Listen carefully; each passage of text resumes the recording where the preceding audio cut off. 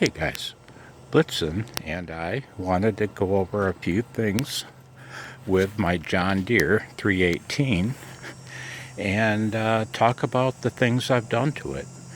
And this video is more for the John Deere owner out there than the ham radio op. But I wanted to Oh no. I wanted to document what I've done. I've got a little cheat sheet here because I'll never remember everything. The first thing on the list are the hood decals. This machine, when I got it, was very nice looking, but the hood decals, the yellow was really faded and they were ratty looking, and it cost me $36 for the pair of them. But don't tell my son Kyle, because I bought them. Now, here's the next item on the list. What I found, let's go around to the other side. I think the light will be a little bit better. On the Fender deck, I thought there must be something wrong. I thought I was doing something wrong because this, you see the curve of that metal, which rests on there. If you crank this mounting bolt down, it put a serious bend in there, you know? I mean, it bent it down until it touched the frame, about at least half an inch.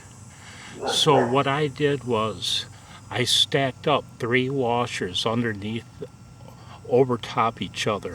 3 washers stacked over top that hole. And so now you can crank it down tight and it doesn't bend that deck area. Come on, Blitzen, hang on. Blitzen's got a thing for this boxer. I'll try to zoom you in on him. Yeah, I don't know where he went, man. Oh well. Come on, man, really? Alright, I'm giving up on that. My phone's starting to wig out. So, what other things I've done are adjusted the hood hinges and the hood latch because it was closing pretty good. I mean, straight down, but it wasn't latching positively. And what it would do, when you press down, you had to press real hard, and it was like it was rubbing.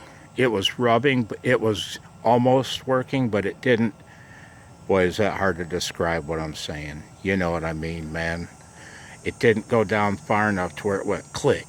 It didn't positively pop into place. And what I adjusted that was crooked.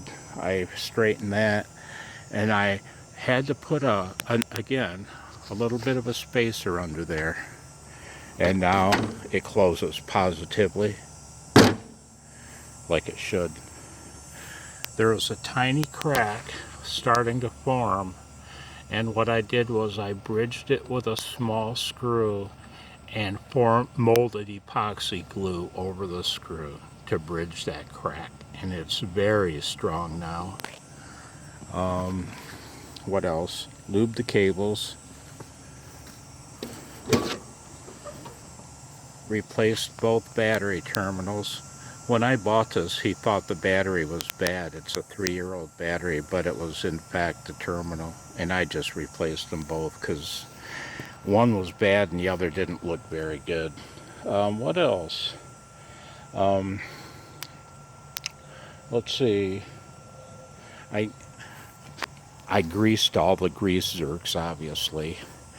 I left this tin, they call them. I left this panel off so you could see the engine. I didn't clean the engine at all. It was spotless.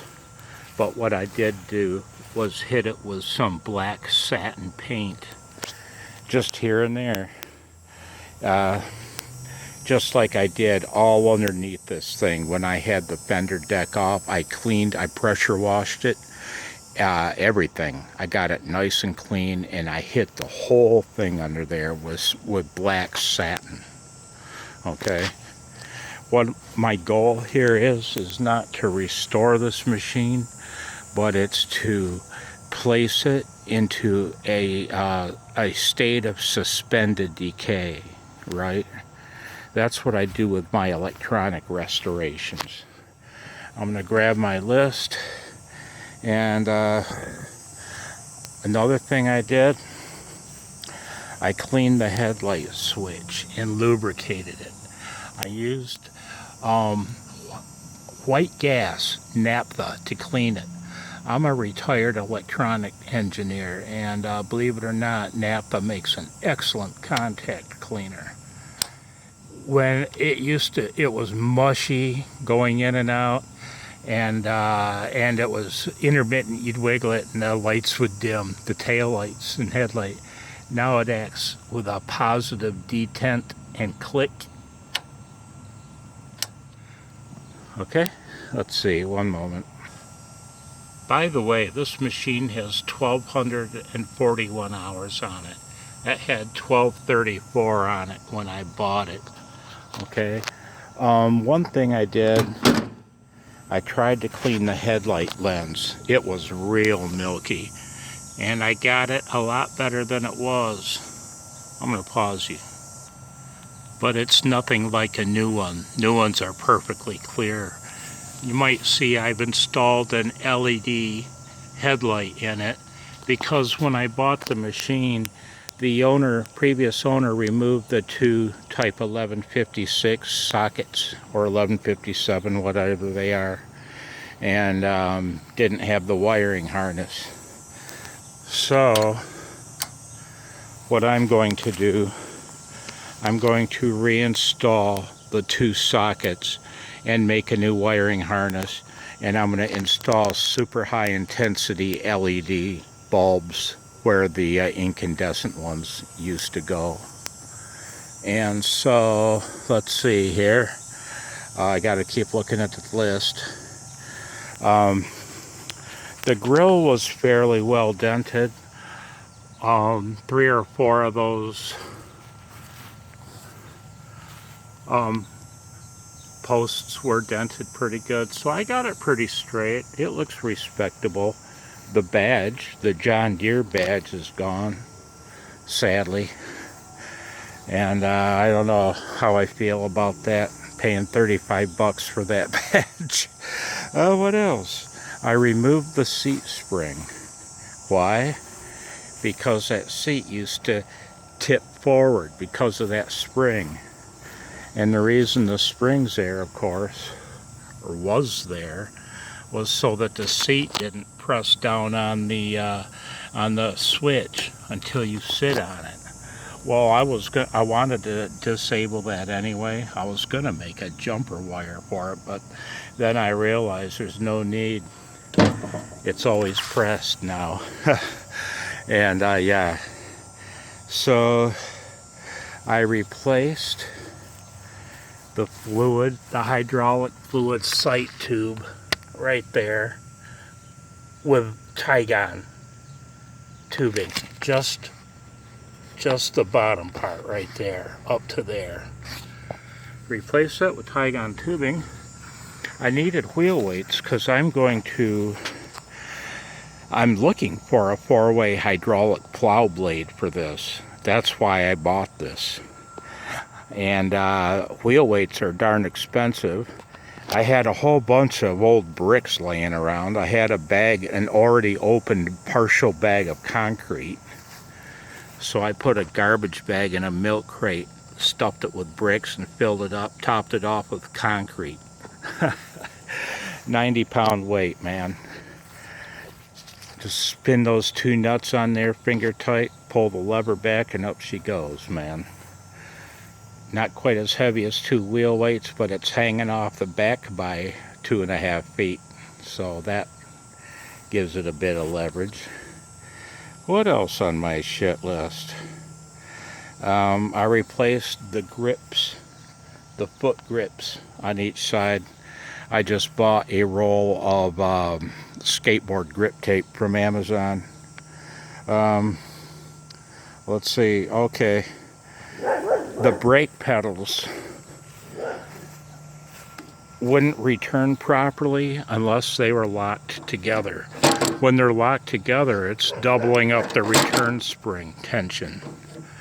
But if I separated them, they wouldn't return all the way. So I just cleaned all the linkage. I painted that yellow because I'm clumsier than shit and I don't want to rip a hole through my shin on that. So it figures.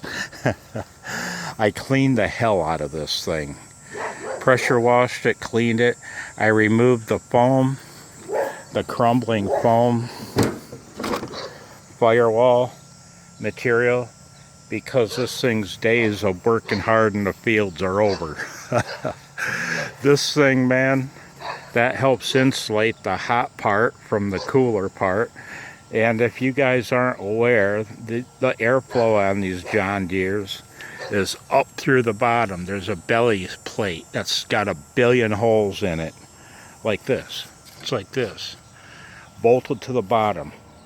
Big long thing, and it sucks cooling air up through there, in through here, flows it through here, and the flywheels, the fan is right down there, man.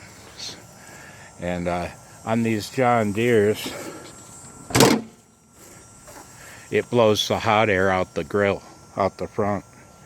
I keep opening this hood 1 billion times. I ought to leave it open. There is just a nut there. I couldn't live with that. I bought a spinner at Tractor Supply. Let's see, what else?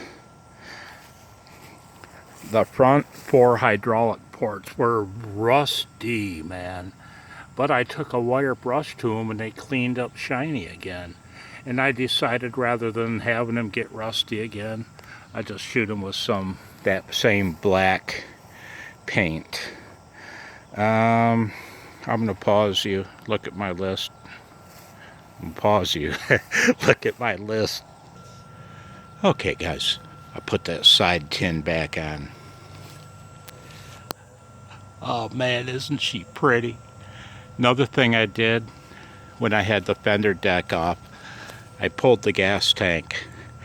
I sat it up on a goofy angle so one corner of the tank was down overnight. Then I siphoned the gas out into a jar, and I let that sit overnight, and there was no water at all in the tank. I could not believe it. There was debris from the reserve line inside the tank, had hardened, crumbled, and so I got everything out. I replaced the internal clunk line. I cleaned the internal screen filters. I replaced both fuel lines all the way up with Tygon fuel line. I reinstalled the fuel selector valve. The previous owner had removed it and the fuel lines were crap. So yeah, so I reinstalled the reserve selector valve. I freed up the hydraulic bypass valves that are mounted on the pump assembly, whatever, and the 2 pins were stuck down, which meant it would drive just fine, but you couldn't freewheel it. When you flipped the lever, it did nothing.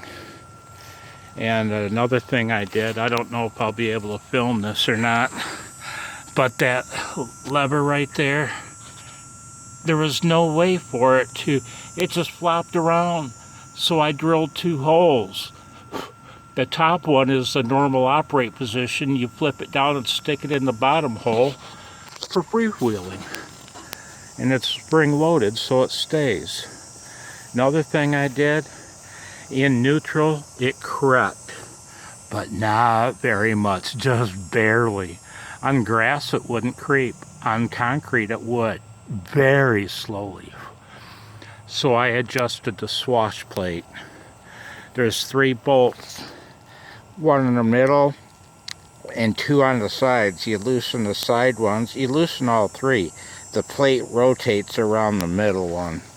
And yeah, so I adjusted the swash plate. I tightened a hydraulic hose on the rear cylinder. It was leaking ever so slightly. I cinched it down and it's fine. I painted any rust on this thing. It was extremely clean. Extremely clean. But any small pieces of surface rust, anywhere, any rust on the green, I painted it. Just with spray paint, which the previous owner did religiously. There's a lot of rattle can paint on this thing, but not all of it is. And the important thing is it preserved it. This thing is almost rust free. You know, I painted the whole frame with the satin black. And so that's everything on my list. Don't know what else to say about it. The deck is in about as good a shape as this tractor is. No rust through, no nothing like that. I painted the top of the deck yellow. I painted the bottom side with whatever spray paint I had. My philosophy on deck paint is the more the better. I don't scrape any paint off. If it's loose, then it comes off before I paint. Otherwise, why would I want to remove paint from a deck that's adhering good? If I had my way, the paint would be a 1/4 inch thick. You know what I mean? So I got lucky with this tractor. I've been looking all summer for my dream machine, and this is it. A John Deere 318. I would have taken a 322, either one. I wanted the front hydraulic ports because I'm going to get a 4-way hydraulic blade. As soon as I can find one, I'm buying one. Uh-oh. Trouble on the farm. Blitzing! Sorry about that. Shouting in your ear.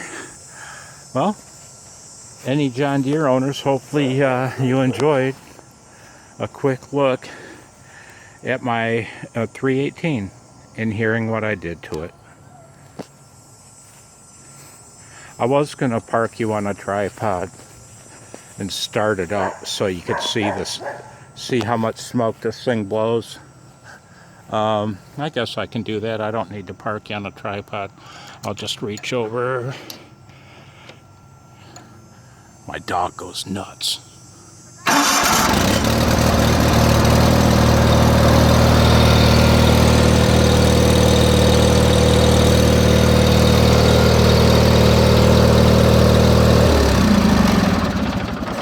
Good boy, Blitzy. No barky.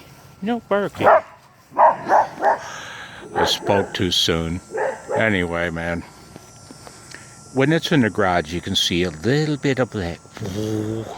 And that's just because that's not oil. That's fuel vapor. It's the richness of a choked start. Take care.